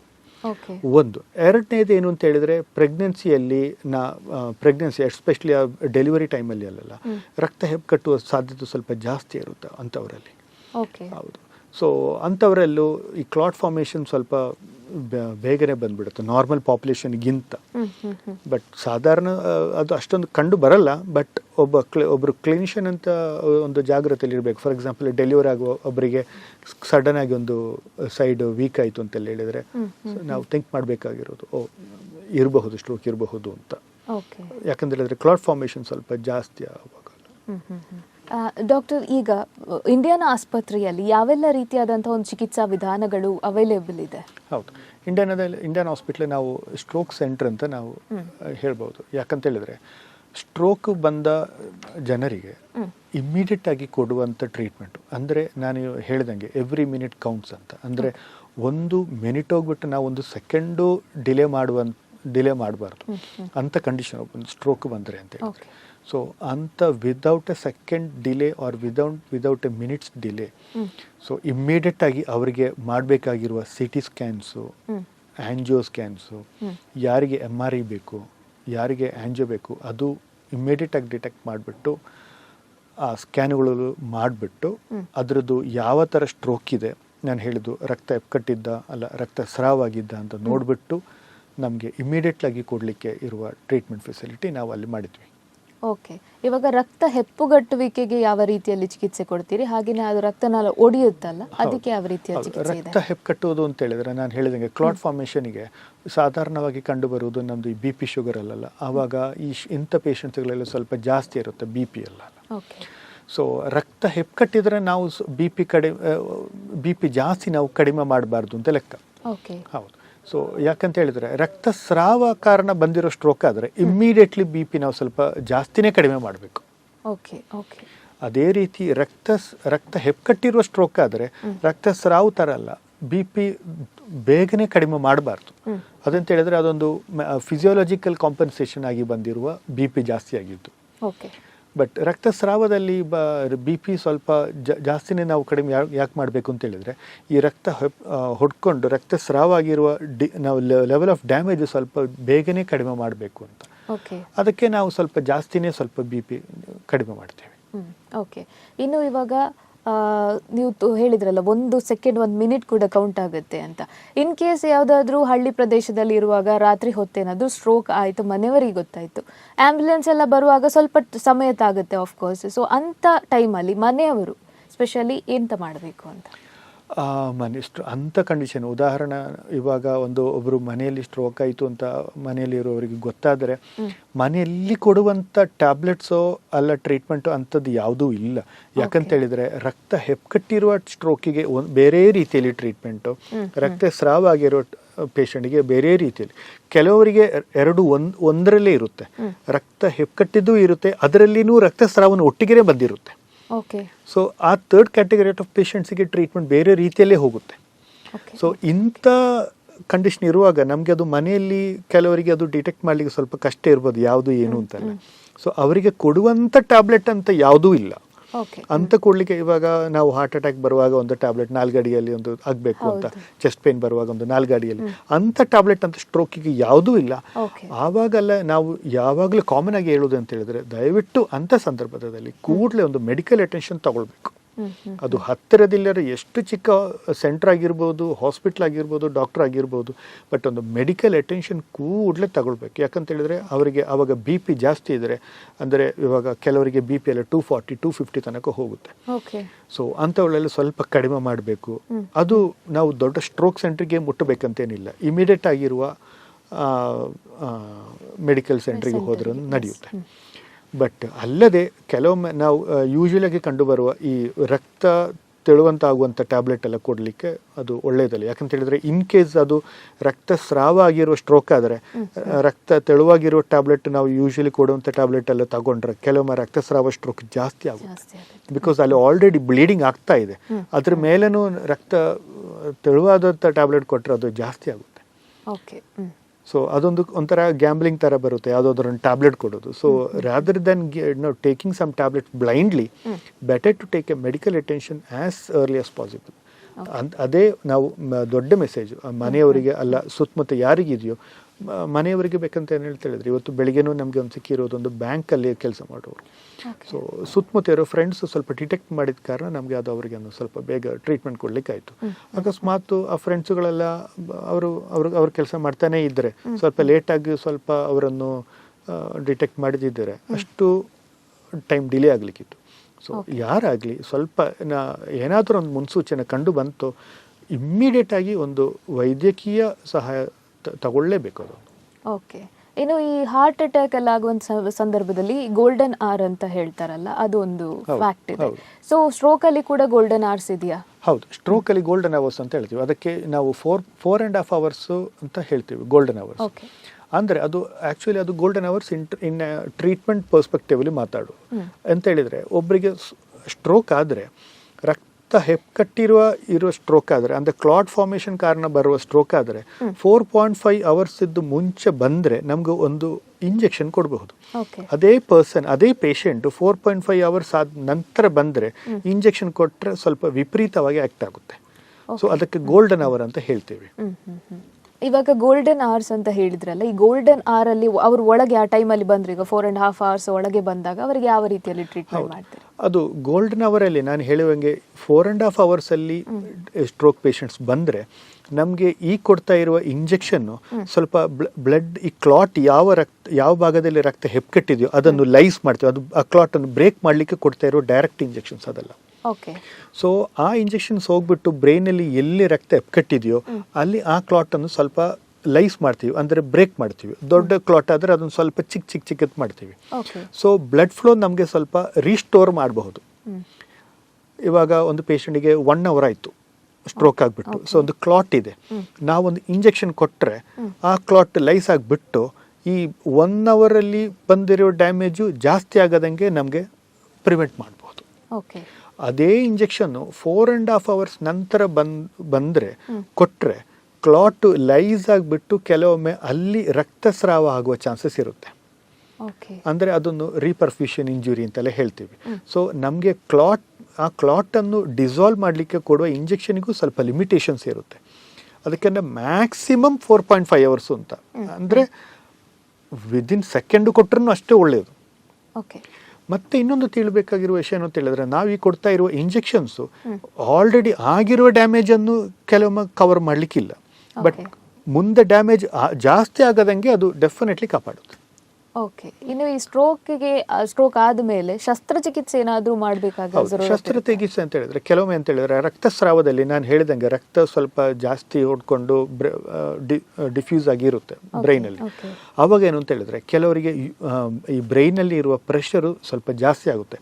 ಬ್ಲಡ್ ಪ್ರೆಷರ್ ಅಲ್ಲ, ಬ್ರೈನ್ ಒಳಗಡೆ ಇರುವ ಪ್ರೆಷರ್. ಸೊ ICP ಅಂತ ಹೇಳ್ತೀವಿ ನಾವು, ಇಂಟ್ರಾಕ್ರೇನಿಯಲ್ ಪ್ರೆಷರ್. ಸೊ ಇದು ಪ್ರೆಷರ್ ಜಾಸ್ತಿ ಆಗ್ತಾ ಇದ್ರೆ ಪೇಷಂಟು ಡ್ರೌಸಿ ಆಗುತ್ತೆ, ಪೇಷಂಟ್ ಕೋಮಾ ಹೋಗುವ ಸಾಧ್ಯತೆ ಇರುತ್ತೆ. ಅಂಥವರಲ್ಲಿ ನಾವೇನು ಅಂತ ಹೇಳಿದ್ರೆ ಈ ಬ್ರೈನ್ ಪ್ರೆಷರನ್ನು ಸ್ವಲ್ಪ ಕಡಿಮೆ ಮಾಡಲಿಕ್ಕೆ ಒಂದು ಶಸ್ತ್ರಚಿಕಿತ್ಸೆ ಮಾಡ್ತೀವಿ. ಅಂದರೆ ಚಿಕ್ಕದೊಂದು ಹೋಲ್ ಮಾಡಿಬಿಟ್ಟು ಬ್ರೈನಲ್ಲಿರುವ ಪ್ರೆಷರ್ ಸ್ವಲ್ಪ ಒಂದು ರಿಲೀವ್ ಆಗಲಿಕ್ಕೆ. ಸೊ ಅಂಥ ಪೇಷಂಟ್ಸ್ಗಳು ಇಮಿಡಿಯೇಟ್ ಆಗಿ ಸ್ವಲ್ಪ ಸರ್ಜರಿ ಬೇಗನೆ ಬೇಕಾಗಿ ಬರುತ್ತೆ. ಇನ್ನೊಂದು ಹೇಳಿದ್ರೆ ಕೆಲವರಿಗೆ ರಕ್ತಸ್ರಾವ ಬಂದಿರೋದು ಅನ್ಯೂರಿಸಮ್ಸ್ ಅಂತ ಹೇಳ್ತೀವಿ, ಅಂದರೆ ಬ್ಲಡ್ ವೆಸಲ್ಸ್ ಇರುವ ಸ್ವಲ್ಪ ಡೈಲಿಟೇಷನ್, ಅಂದರೆ ಅಲ್ಲಲ್ಲಿರೋ ಚಿಕ್ಕ ಡೈಲಿಟೇಷನ್. ಸೊ ಅದು ಒಡ್ಕೊಂಡು ಏನಾದರೂ ಬ್ಲಡ್ ಹೋಗ್ತಾನೆ ಇರ್ಬೋದು. ಸೊ ಇಮಿಡಿಯೇಟ್ ಹೋಗ್ಬಿಟ್ಟು ಅದನ್ನು ಸ್ಟಾಪ್ ಮಾಡಬೇಕಾಗಿ ಬರುತ್ತೆ. ಸೊ ಅದು ಒಂದು ಟೈಪ್ ಆಫ್ ಶಸ್ತ್ರಚಿಕಿತ್ಸೆ. ಸೊ ಕೆಲವು ಸ್ಟ್ರೋಕ್ ಪೇಷಂಟ್ಸಲ್ಲಿ ಇಮಿಡಿಯೇಟ್ ಆಗಿ ಕೆಲವು ಸರ್ಜಿಕಲ್ ಪ್ರೊಸೀಜರ್ಸು ಮಾಡಬೇಕಾಗಿ ಬರುತ್ತೆ.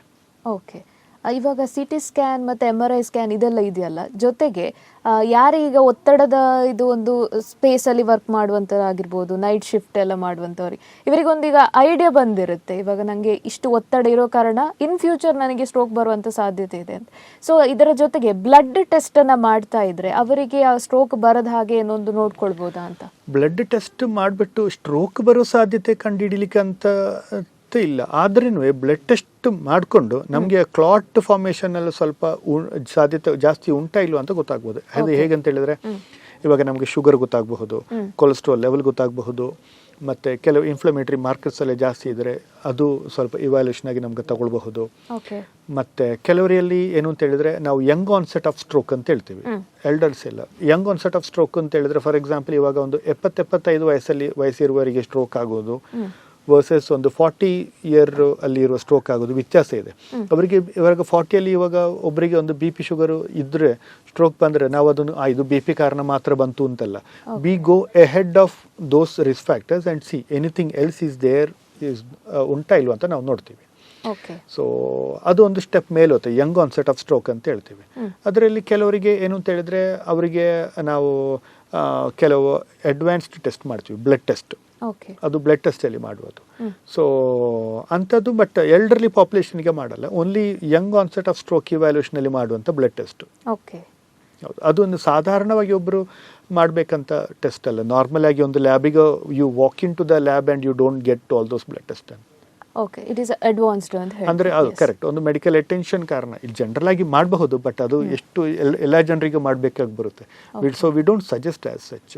ಓನ್ಲಿ ಫಾರ್ ಎಕ್ಸಾಂಪಲ್ ಇವಾಗ ಪ್ರಿವೆಂಟಿವ್ ಆಗಿ ಕೆಲವು ಬಂದು ಆರ್ ಎಲ್ಸ್ ರಿಸ್ಕ್ ಫ್ಯಾಕ್ಟರ್ಸ್ ಮನೆಯಲ್ಲಿ ಇದ್ದರೆ then we can suggest for some people to get it done. Okay, ಇವಾಗ ಅಡ್ವಾನ್ಸ್ ಬ್ಲಡ್ ಟೆಸ್ಟಿನ ಹಾಗೆ ಬೇರೆ ಯಾವುದೆಲ್ಲ ಅಡ್ವಾನ್ಸ್ಡ್ ಇವಾಗ ಟೆಕ್ನಿಕ್ಸ್ ಇದೆ ಅಂತ?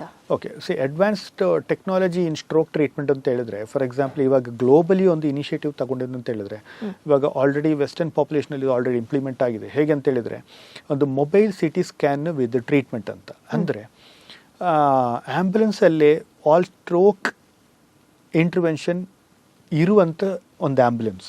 ಓಕೆ ಓಕೆ, ಒಂದು ಪ್ಯಾರಾಮೆಡಿಕ್ ರೆಡಿ ಇರುತ್ತೆ ಆ ಆ್ಯಂಬುಲೆನ್ಸಲ್ಲಿ, ಪ್ಲಸ್ ಒಂದು ಸಿಟಿ ಸ್ಕ್ಯಾನು ಅದರೊಳಗಡೆ ಇರುತ್ತೆ. ಸೊ ಒಬ್ಬರಿಗೆ ಒಂದು ಲೊಕೇಶನಲ್ಲಿ ಒಂದು ಸ್ಟ್ರೋಕ್ ಆಯಿತು ಅಂತಂದರೆ ಆ ಸುತ್ತಮುತ್ತ ಇರುವ ನಿಯರೆಸ್ಟ್ ಇಂಥ ಫೆಸಿಲಿಟಿ ಇರೋ ಆ್ಯಂಬುಲೆನ್ಸ್ ಎಲ್ಲಿದೆಯೋ ಆ ಆ್ಯಂಬುಲೆನ್ಸ್ ಕೂಡಲೇ ಅಲ್ಲಿಗೆ ಹೋಗ್ಬಿಟ್ಟು ಒಂದು ಸಿಟಿ ಸ್ಕ್ಯಾನಿಗೋಸ್ಕರ ಪೇಷಂಟ್ ಅಲ್ಲಿಂದ ಹಾಸ್ಪಿಟ್ಲ್ ಹೋಗುವ ಬದಲು on the way while the ಲೊಕೇಶನಲ್ಲಿ or on the way back to the hospital ಅದರ ಒಳಗಡೆನೆ ಸಿಟಿ ಸ್ಕ್ಯಾನ್ ಮಾಡಬಹುದು. ಓಕೆ, ಯಾವ ಥರದ್ದು ನಾನು ಆವಾಗ ಹೇಳಿದಂಗೆ ರಕ್ತಸ್ರಾವ ಆಗಿದೆಯೋ, ರಕ್ತ ಹೆಪ್ಪುಕಟ್ಟಿದೆಯೋ ಅಂತ ಗೊತ್ತಾಗಬಹುದು. ಇದರಲ್ಲಿ ಡಾಕ್ಟರ್ ಬೇಕಂತೇನಿಲ್ಲ, ಒಂದು paramedic person in the ambulance can get it done. ಅವರಿಗೆ ಸಿಟಿ ಸ್ಕ್ಯಾನ್ ಮಾಡಿಬಿಟ್ಟು ಓವರ್ ದ ಟೆಲಿಫೋನ್ ಡಾಕ್ಟರ್ ಹತ್ರ ಇನ್ಫಾರ್ಮ್ ಮಾಡ್ಬೋದು, ಈ ಥರ ಸ್ಕ್ಯಾನಿಂಗ್ ಇದಿದೆ, ಈ ಥರ ಇದೆ, ನೆಕ್ಸ್ಟ್ ಏನು ಅಂತ. ಸೊ ಆ ಆಂಬ್ಯುಲೆನ್ಸ್ ಒಳಗಡೆನೆ ಕೂಡಲೇ ನಮಗೆ ಇಂಜೆಕ್ಷನ್ ಕೊಡುವಂಥ ಒಂದು ಇನಿಷಿಯೇಟಿವ್ ತಗೊಂಡಿದ್ವಿ. ಹೌದು. ಸೊ ಅದಕ್ಕೆ ಇದೆಲ್ಲ ಒಂದು ಇವಾಗ ಆಲ್ರೆಡಿ ಸ್ವಲ್ಪ ವೆಸ್ಟರ್ನ್ ಏರಿಯಾದಲ್ಲಿ ಸ್ವಲ್ಪ ಇದೆ, ಅದು ಆಲ್ರೆಡಿ ಇಂಪ್ಲಿಮೆಂಟ್ ಆಗಿದೆ and they are getting use to certain protocols. So ನಮ್ಮ ಇಂಡಿಯಾದಲ್ಲೂ ಕೆಲವೊಂದು ಕಡೆ ಸ್ವಲ್ಪ ಇನಿಷಿಯೇಟ್ ತಗೊಂಡಿದ್ವಿ, ಬಟ್ ಅದು ಇಂಪ್ಲಿಮೆಂಟ್ ಮಾಡಲಿಕ್ಕೆ ಅದರದ್ದೇ ಅದೊಂದು ಪ್ರಾಕ್ಟಿಕಲ್ ಡಿಫಿಕಲ್ಟೀಸ್ ಇರುತ್ತೆ. ಬಟ್ ಇದೆಲ್ಲ ಒಂದು ಅಡ್ವಾನ್ಸ್ಡ್ ಟ್ರೀಟ್ಮೆಂಟು. ಅಂದರೆ ಪೇಷಂಟು ಹಾಸ್ಪಿಟ್ಲು ಮುಟ್ಟೋದಕ್ಕಿಂತ ಮುಂಚೆನೇ on the way to the hospital ಆ್ಯಂಬುಲೆನ್ಸಲ್ಲಿ ಚಿಕ್ಕ ರೀತಿಯಲ್ಲಿ, ಅಂದರೆ ಸಿಟಿ ಸ್ಕ್ಯಾನ್ಸು ಕೊಡಬೇಕಾಗಿರೋ ಇಂಜೆಕ್ಷನ್ಸ್ ಡೆಫಿನೆಟ್ಲಿ ಒಂದು doctor guided, but a paramedic can assist all these things rather then wasting time in road to get one injection for a stroke. So ಅದು definitely ಅದು ನಮಗೆ use ಆಗಿರುತ್ತೆ. ಓಕೆ, ಇನ್ನೊಂದು question ನಾನು miss ಮಾಡ್ಕೊಂಡೆ actually. ಒಂದು ನಿದ್ರಾಹೀನತೆ, ಸರಿಯಾಗಿ ನಿದ್ರೆ ಬರದೇ ಇರುವಂಥದ್ದು. ಇನ್ನು ಕೆಲವೊಂದ್ಸಲ ಈ ನೆನಪಿನ ಶಕ್ತಿ ಕಮ್ಮಿ ಆಗ್ತಾ ಹೋಗುತ್ತಲ್ಲ, ಇಂಥವರಿಗೆ ಸ್ಟ್ರೋಕ್ ಬರುವಂಥ ಸಾಧ್ಯತೆ ಇರುತ್ತಾ?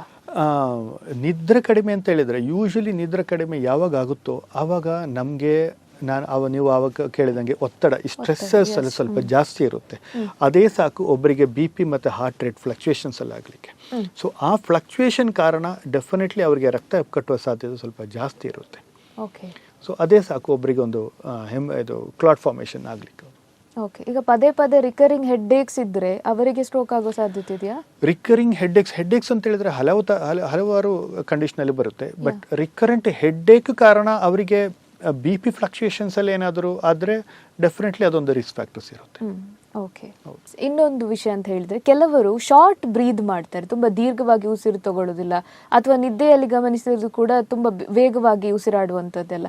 ಸೊ ಈ ಉಸಿರಾಟಕ್ಕೆ ಮತ್ತೆ ಸ್ಟ್ರೋಕ್ಗೆ ಏನಾದರೂ ಸಂಬಂಧ ಇದೆಯಾ? ಹೌದು, ನೀವು ಹೇಳುವಂಥ ಕಂಡೀಷನ್ ಸ್ಲೀಪ್ ಆಪ್ನಿಯಾ ಅಂತ ಹೇಳ್ತೀವಿ ನಾವು. ಕೆಲವರಿಗೆ ನಿದ್ದೆಯಲ್ಲಿ ಅವರಿಗೆ ಉಸಿರಾಟಕ್ಕೆ ತೊಂದರೆ ಇರುತ್ತೆ. ಸೊ ಅವರಿಗೆ ಅಂತ ಹೇಳಿದ್ರೆ ಅಬ್ಸ್ಟ್ರಕ್ಟಿವ್ ಸ್ಲೀಪ್ ಆಪ್ನಿಯಾ ಅಂದರೆ OSA ಅಂತ. Usually obesity biggest risk factor for OSA ಅಂತ.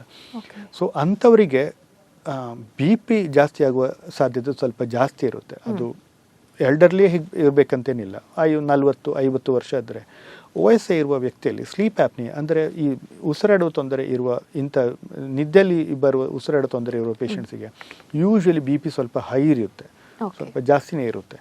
ಸೊ ಇಂಥ ಕಂಡೀಷನಲ್ಲೂ ನಾನು ಹೇಳಿದಂಗೆ ರಕ್ತ ಕಟ್ಟುವ ಸಾಧ್ಯತೆ ಜಾಸ್ತಿ ಇರುತ್ತೆ. ಇದೇ ಸಾಕು ಅವರಿಗೆ ಒಂದು ಕ್ಲಾಟ್ ಫಾರ್ಮೇಷನ್ ಆಗಿ ಸ್ಟ್ರೋಕ್ ಬರಲಿಕ್ಕೆ ಆಗೋದು.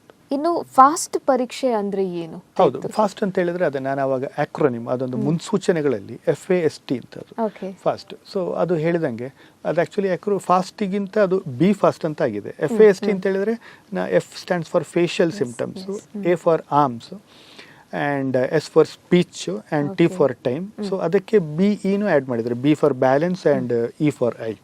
ಓಕೆ. ಸೊ ಇದೊಂದು ಮುನ್ಸೂಚನೆಗಳನ್ನು ಗೊತ್ತಾಗ್ಲಿಕ್ಕೆ, ಜನರಿಗೆ ಸ್ವಲ್ಪ ಬೇಗನೆ ಗೊತ್ತಾಗ್ಲಿಕ್ಕೆ ಅಂತ ಒಂದು ಫ್ಯಾನ್ಸಿ ಟರ್ಮ್ ಅನ್ನು ಮಾಡಿದ್ವಿ.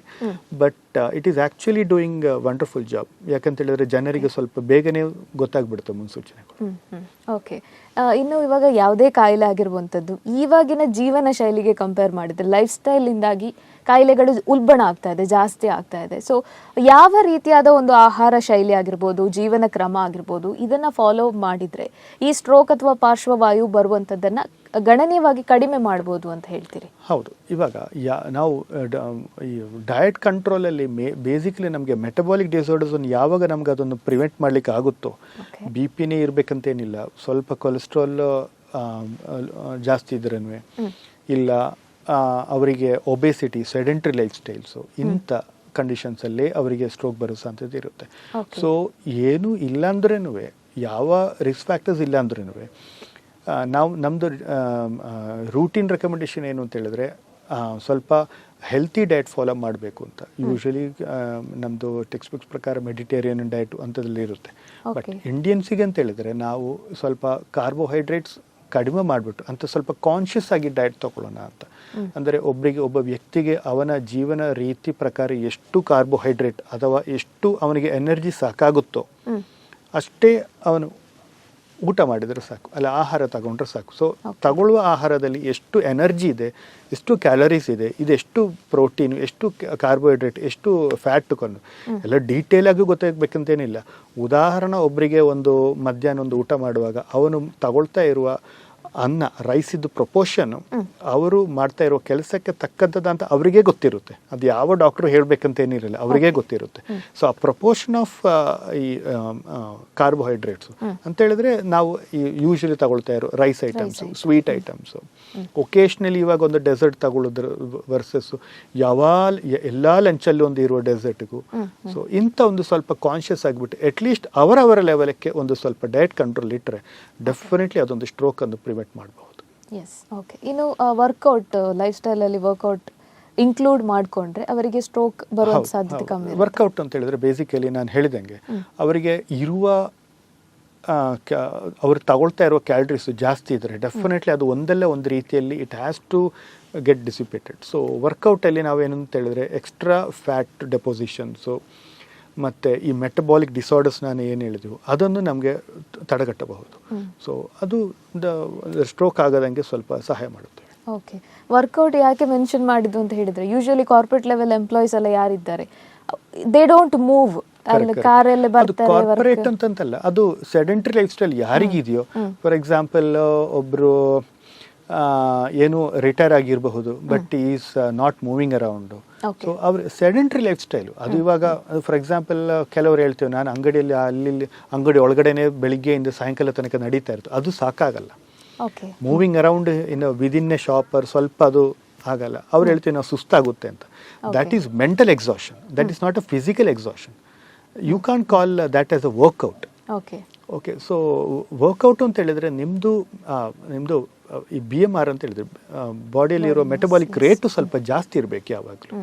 ಅದು ಬೇರೆ, ಮೆಂಟಲ್ ಎಕ್ಸಾಷನ್ ಬೇರೆ. ನಾವು ಸುಸ್ತಾಗೋದು usually we refer for the mental exhaustion. ನಮ್ಗೆ ಸುಸ್ತಾಯಿತು ಅಂತ ಅಂದರೆ ನಾವು ವರ್ಕೌಟ್ ಮಾಡಿರೋ ಸುಸ್ತಾಗಿತ್ತು ಅಂತಲ್ಲ. ನಾವು ಒಂದು ಟ್ರೆಡ್ಮಿಲ್ಲಲ್ಲಿ for example half an hour ಓಡಿದ್ದು ಸುಸ್ತಾಗೋದು ಬೇರೆ, ಒಂದು ಸಿಸ್ಟಮ್ ಮೇಲೆ ಒಂದು ಸ್ವಲ್ಪ ಅರ್ಧ ಗಂಟೆ ಕೂತು ಕೆಲಸ ಮಾಡೋದು ಒಂದು ಎಕ್ಸಾಷನ್ ಬೇರೆ. ಸೊ ಇದು ಅದರದ್ದು ರೀತಿಯಲ್ಲಿ ತಗೊಳ್ಬೇಕು ನಾವು. ಓಕೆ.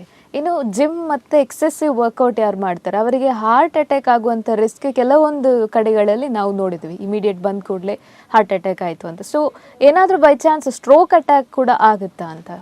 ಅದು ಹೇಗೆ ಅಂತ ಹೇಳಿದ್ರೆ ಇವಾಗ ಹೆವಿ ವರ್ಕೌಟ್ ಮಾಡೋದಕ್ಕೂ ಹಾರ್ಟ್ ಅಟ್ಯಾಕ್ ಮತ್ತು ಸ್ಟ್ರೋಕ್ ಹೇಗೆ ಅಂತ ಹೇಳಿದ್ರೆ ಕೆಲವರಿಗೆ ಅದು ಹಾರ್ಟ್ ಅಟ್ಯಾಕ್ ಅಲ್ಲ, ಅದು ಏನು ಅಂತ ಹೇಳಿದ್ರೆ ಕೆಲವೊಮ್ಮೆ ರಿದಮ್ ಅಲ್ಲಿ ಡಿಸ್ಟರ್ಬ್ ಇರ್ಬೋದು. ಕೆಲವೊಮ್ಮೆ ನೀವು ಕೇಳಿರ್ಬೋದು ಫುಟ್ಬಾಲ್ ಆಡ್ತಾ ಇರುವಾಗ ಕೆಲವೊಮ್ಮೆ ಕೊಲ್ಯಾಪ್ಸ್ ಆಯ್ತು ಅಂತ.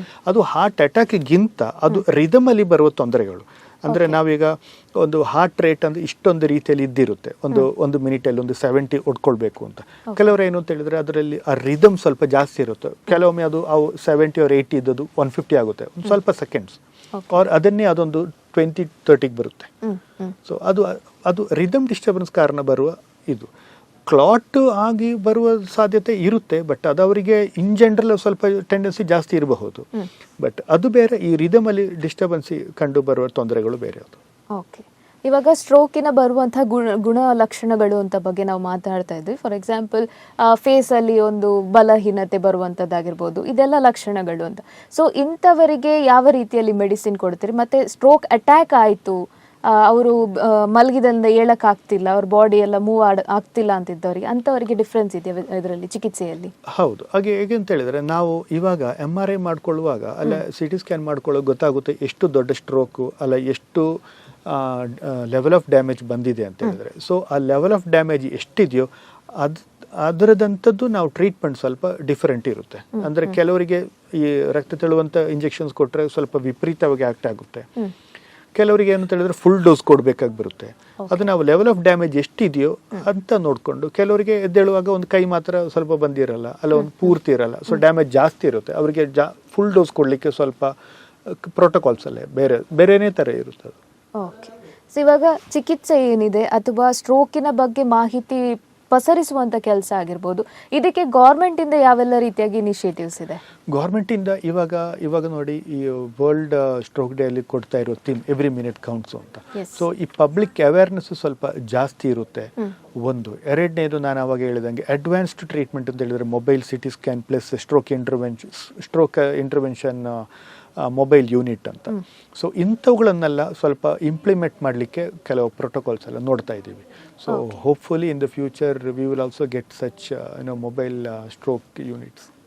ಎಸ್, ಆಲ್ಮೋಸ್ಟ್ ಕಾರ್ಯಕ್ರಮದ ಕೊನೆಯ ಹಂತಕ್ಕೆ ಬರ್ತಾ ಇದ್ವಿ. ಸೊ ನಾವು ಯಾರೇ ಡಾಕ್ಟರ್ ಬಂದರೂ, ಯಾವುದೇ ಒಂದು ಅವರ ಕ್ಷೇತ್ರ ಆಗಿದ್ರೂ ಕೂಡ ನಾವು ಅವ್ರನ್ನ ಕೇಳುವಂಥದ್ದು, ವೀಕ್ಷಕರಿಗಾಗಿ ಒಂದು ಮೆಸೇಜ್ ಅಥವಾ ಸಂದೇಶ ಕೊಡಬೇಕಾದ್ರೆ ಏನು ಹೇಳ್ತೀವಿ?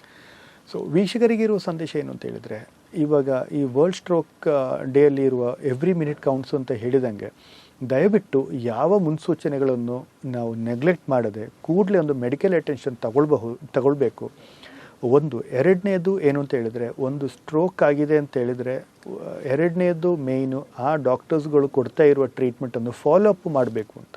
ಅಂದರೆ ನಾನು ಯಾವಾಗಲೂ ಹೇಳೋದು, ಸ್ಟ್ರೋಕಿಗೆ ಟ್ರೀಟ್ಮೆಂಟ್ ಎರಡು ರೀತಿಯಲ್ಲಿ ಇರುತ್ತೆ. ಒಂದೇನು ಅಂತ ಹೇಳಿದ್ರೆ, ಆಗಿರುವ ಸ್ಟ್ರೋಕನ್ನು ಟ್ರೀಟ್ಮೆಂಟ್ ಮಾಡೋದು, ಮತ್ತು ಇನ್ನೊಂದು ಎಪಿಸೋಡ್ ಮುಂದೆ ಬರದಂಗೆ ಕಾಪಾಡೋದು main treatment.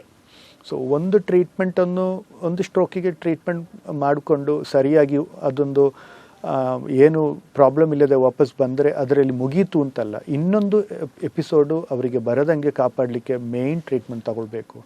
So medical complaints ಇರಬೇಕು, ಪ್ಲಸ್ ಮುನ್ಸೂಚನೆಗಳನ್ನು ದಯವಿಟ್ಟು ನೆಗ್ಲೆಕ್ಟ್ ಮಾಡದೆ ಕೂಡಲೇ ಒಂದು ಮೆಡಿಕಲ್ ಅಟೆನ್ಷನ್ ತಗೊಳ್ಬೇಕು.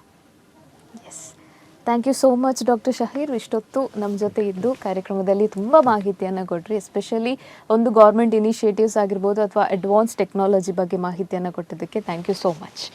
ಎಸ್, ನೋಡಿದ್ರಲ್ಲ ವೀಕ್ಷಕರೇ, ಇವತ್ತು ಅಕ್ಟೋಬರ್ 29 ವಿಶ್ವ ಪಾರ್ಶ್ವವಾಯು ದಿನ. ಈ ದಿನದಲ್ಲಿ ನಾವು ಸ್ಟ್ರೋಕಿನ ಕುರಿತಾಗಿ ಮಾಹಿತಿಯನ್ನು ಪಡ್ಕೊಂಡ್ವಿ. ಜೊತೆಗೆ ಯಾವ ರೀತಿಯಲ್ಲಿ ಜೀವನ ಶೈಲಿಯನ್ನು ಯಾವ ರೀತಿಯಲ್ಲಿ ಬದಲಾಯಿಸ್ಕೊಂಡ್ರೆ ನಮಗೆ ಬರುವಂತಹ ಕಾಯಿಲೆಗಳನ್ನು ನಾವು ಗಣನೀಯ ಮಟ್ಟದಲ್ಲಿ ಒಂದು ಕಡಿಮೆ ಮಾಡಬಹುದು ಅನ್ನೋದನ್ನು ಕೂಡ ತಿಳ್ಕೊಂಡ್ರಿ. ಜೊತೆಗೆ ನಿಮ್ಮಲ್ಲಿ ಕೆಲವೊಂದು ಲಕ್ಷಣಗಳು ಇದೆ ಅಂತ ನಿಮ್ಗೆ ಅನಿಸಿದೆ, ಅಥವಾ ಇನ್ ಫ್ಯೂಚರಲ್ಲಿ ನಿಮಗೆ ಸಮಸ್ಯೆಗಳು ಬರಬಹುದು ಅನ್ನುವಂಥ ಒಂದು ಏನಾದರೂ ಗೊಂದಲಗಳು ನಿಮ್ಮಲ್ಲಿದ್ದರೆ ದಯವಿಟ್ಟು ಇಂಡಿಯಾನ ಆಸ್ಪತ್ರೆಗೆ ಭೇಟಿ ಕೊಡಿ. ಡಾಕ್ಟರ್ ಶಹೀರ್ ಕೂಡ ಇರ್ತಾರೆ. ಅವರನ್ನು ಕನ್ಸಲ್ಟ್ ಮಾಡಿ ನಿಮಗಿರುವಂತಹ ಸಮಸ್ಯೆಗಳಿಗೆ ಶೀಘ್ರವಾಗಿ ಪರಿಹಾರವನ್ನು ಕಂಡುಕೊಳ್ಳಿ ಅಂತ ಹೇಳ್ತಾ ಕಾರ್ಯಕ್ರಮವನ್ನು ಮುಗಿಸುವಂತಹ ಹೊತ್ತು. ಇನ್ನಷ್ಟು ಸುದ್ದಿ ಹಾಗೂ ಮನೋರಂಜನಾತ್ಮಕ ಕಾರ್ಯಕ್ರಮಗಳಿಗಾಗಿ ನೋಡ್ತಾ ಇರಿ ದೈಜ್ ವರ್ಲ್ಡ್ 24/7.